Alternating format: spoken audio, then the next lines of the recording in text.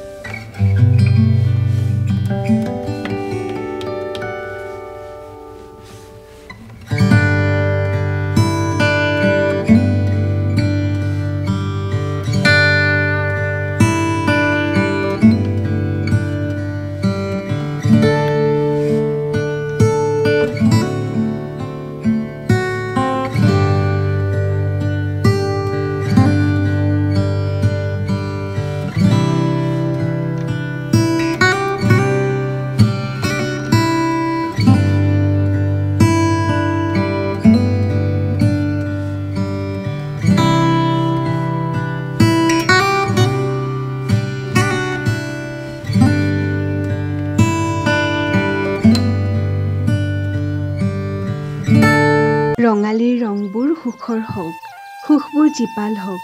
আশা কৰোঁ ভোলানাথে যেন আপোনালোক সকলোৰে মনৰ আশাবোৰ পূৰণ কৰে আৰু পৃথিৱীৰ প্ৰত্যেককে ভালে ৰাখে। শুভ নৱবৰ্ষ।